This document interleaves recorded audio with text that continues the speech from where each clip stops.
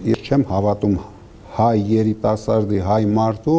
որ ցանկություն կունենա մաս կազմի այդ իշխանության մեջ։ Մենք հակառակը հույս ունենք, մեծ հույսեր ունենք։ Ես ուզում եմ անդրադառնալ օրվա խորհրդին, այսպես ասած, մի տարի առաջ սկսվել է ձեր դեմ հետապնդումը։ Եվ քանի որ ասում են, ինձ թվում է սխալ, որ պատմությունը պայմանական ժամանակ չունի։ Ես կարծում եմ սխալ է, պետք է պատմությունը ռեկոնստրուկցիաներ, որպեսզի դաս քաղել։ Բայց ենթադրենք, դուք դուրս եք գալիս եկեղեցու, մեր ընկերուհին ձեզ չի հանդիպում։ Դուք չեք ասում, որ եկեղեցին պաշտպանելու եք մեր ձևով։ Փաշինյանը հիստերիկայի մեջ չի ընկնում, հիստերիայի մեջ չի ընկնում, չի հրամայում ձեզ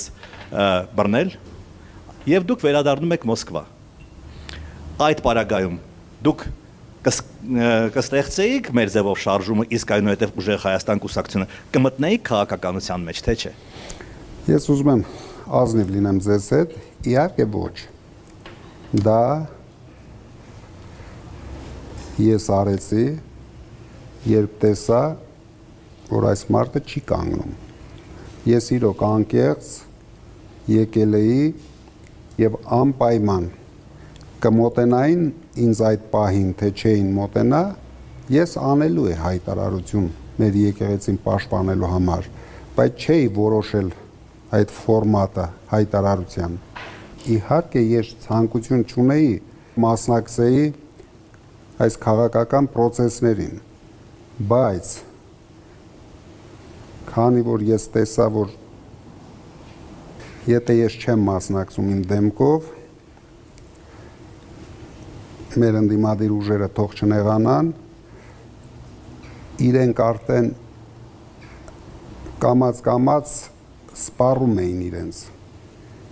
Ես համարում եմ մենք նոր շունչ տվեցինք ընդդիմադիր պայքարին, օգնեցինք ընդդիմությանը, նույնիսկ այն ձայներ չհավաքած ընդդիմությանը համառ պայքարելու համար, քանի որ բոլորը տեսան, որ մենք ոչ մի բանի առաջ չեն կանգնում, կալանավորում են, ուրեմն կալանավորում են, նստեցնում են, ուրեմն նստեցնում են, ինչ որ պա դա նույնիսկ պատիվ դառավ մեր համախոհների համար, կալանավորելը, ձերբակալվելը, քանի որ բոլորը հասկացան, որ այսօր խոսքը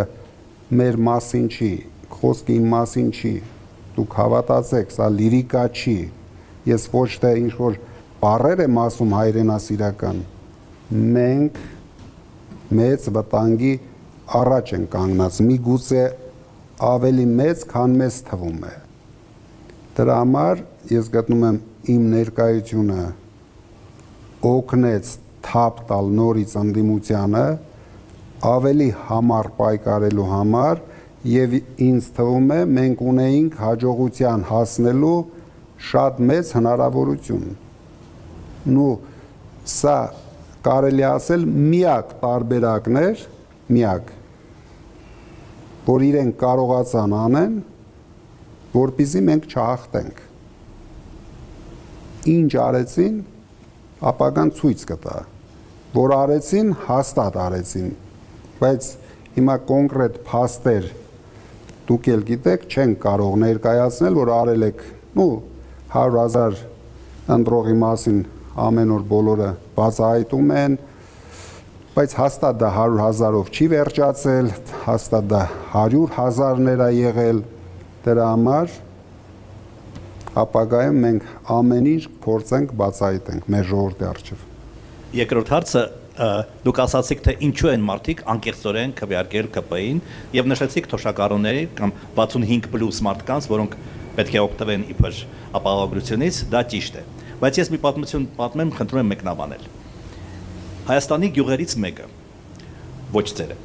գալիս են մարդիկ Մոսկվայից, Ռուսաստանից,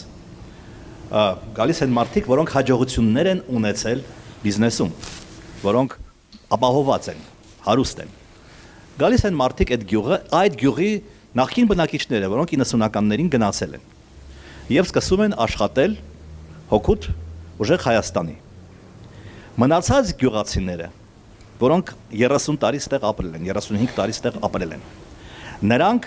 զմայլված չեն Փաշինյանով, բայց տեսնելով այդ մարդկանց, տեսնելով որ այդ մարդիկ հաջողությունների են հասել, իրենց ջգրուներն արտահայտությանս քվեարկում են ԿՊ-ին, ասելով մենք ստեղ 30 տարի տանջվում ենք, տարապում ենք, խոպան ենք գնում, մի կոպետ չենք աշխատում, իսկ դուք ահա ստացել եք այդ բոլոր հնարավորությունները եւ եկել եք։ Մենք աղքատ ենք, դուք հարուստ եք։ Ես այդ տրամաբանությունը չեմ ընդունում, բայց ես կարծում եմ շատերի մոտ այդ տրամաբանությունը կար։ Խնդրում եմ դա մեկնաբանել։ Նայեք, շատ է գերագնահատված Ռուսաստանից եկած մարդկանց թեզը։ Դա նույնպես ԿՊ-ի նարատիվներ, որ մտցրեցին հայ ժողովրդի մեջ։ Բոլորս հասկանում ենք, վերջը դուք լրագրողներ եք, կարող եք ընդամենը 1 ժամում ստուգեք անցյալ տարի այս ժամանակահատվածում ինչքան հայեր են եկել Ռուսաստանից Հայաստան եւ այս տարի ինչքան հայեր են եկել։ Դուք տեսնեք, որ տարբերություն չեք տեսնելու։ Ես չեմ բացառում, որ եկել են հայեր հատուկ ընտրությունների, եկել են մարդիկ իրենց ցանկությամբ են եկել։ Հիմա իմ բոլոր ընկերները եկել են, ես դա չեմ թաքցնում, բայց դա բացարձակ կապ չունի Ռուսաստանի իշխանությունների հետ։ Հիմա իմ ընկերները եթե չգային, չկանգնեին, նրանք ոչ թե եկել են ընտրությունների, բոլոր մեր հանրահավաքներին են եկել։ Բոլոր առաջի օրից դատարանների դիմաց նրանք դա բերել, փաթաթել մեր վրա, որ Ռուսաստանից մարդիկ գալիս են հատուկ մեզ ընտրելու, միգուցե եկել են հատուկ մեզ ընտրելու, բայց դա չի եղել ոչ մի համակարգված process, դա այն թեզերից